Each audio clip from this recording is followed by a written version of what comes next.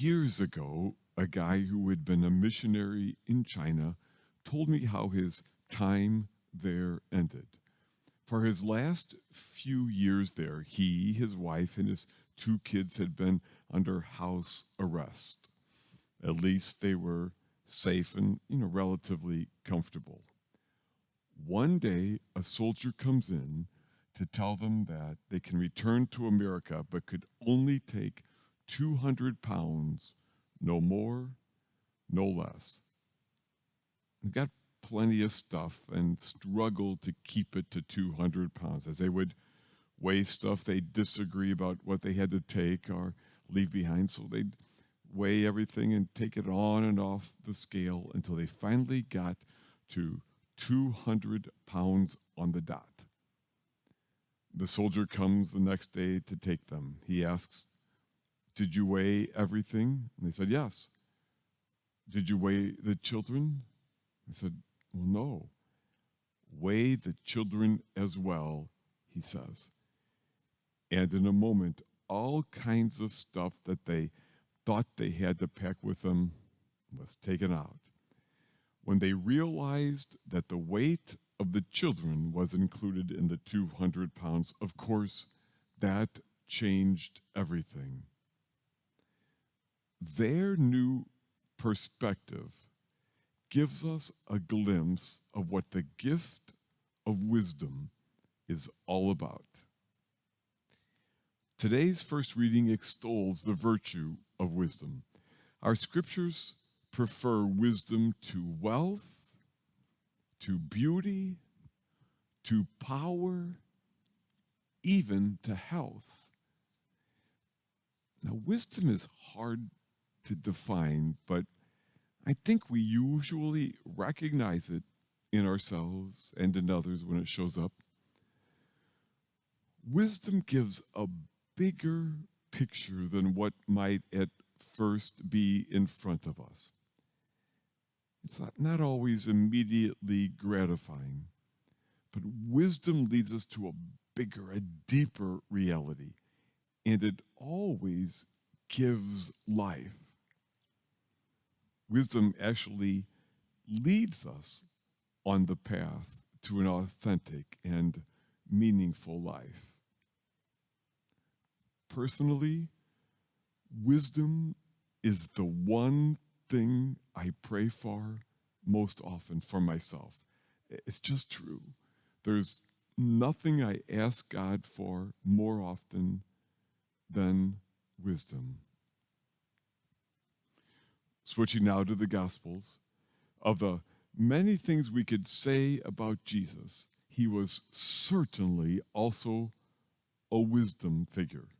And today, Jesus shows us a key wisdom, one of the great truths of life, that as that missionary family was reminded, there's always some letting go to do for a greater good.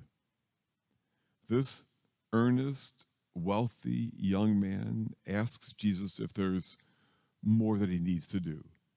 Now, wealth in itself is not bad, but in this case, as happens too often, this guy's attachment to money and his stuff was keeping him from a greater life, a greater good. So Jesus invites him to leave it behind and become free. Now notice that the scriptures say Jesus first looks at him with love. There's no shame, no disgust. It's just that Jesus knows this guy could have a deeper life. And so he calls him to that. It's important for us to remember as well that God never invites us to grow without first loving us right where we are, just as we are. There is always letting go for humans. Sometimes it's life that strips us of the stuff we thought we had to have to be okay. But sometimes it's wisdom who asks us to let go of things so that we can be led to a deeper life. Now, I think holding on comes fairly easy to us, at least usually.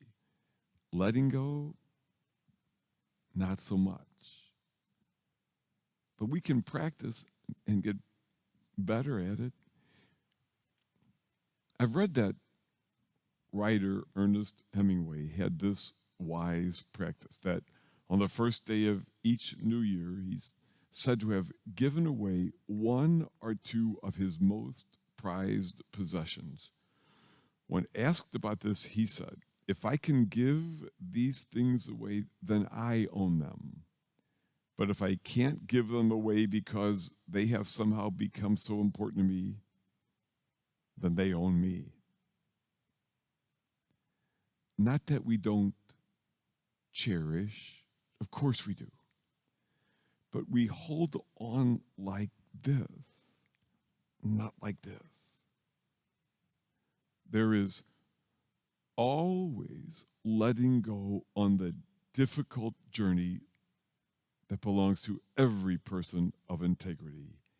And it is only as we learn to let go that our arms are open for a greater good. This wisdom of learning to let go of some things for a greater good is a lifelong calling. I'm not sure it always gets easier. Or sometimes I'm not sure it ever gets much easier. As Anne Lamott said, everything I let go of has claw marks on it. And I get that. But when that call to let go comes, wisdom tells me it is worth it to do so for the greater good that awaits. In the past few years, millions of people around the world have been forced to flee their homelands. We've seen it most recently in Afghanistan, people taking only what they can carry on their backs. In this country, as fires or floods have borne down on their homes, many people have had to make quick decisions about what they could take with them. If it were you or me and we could only take just a few things that we could carry in our hands, what would we grab? Phone, laptop, purse, passport.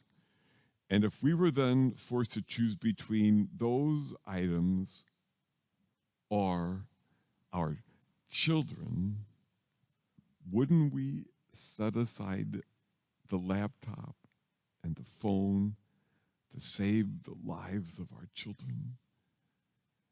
I mean, some things are just so much more important than others. Wisdom is what invites us to more and more live with that kind of awareness all the time. Because there is letting go at the heart of a fully lived life. Some things just are more important than others.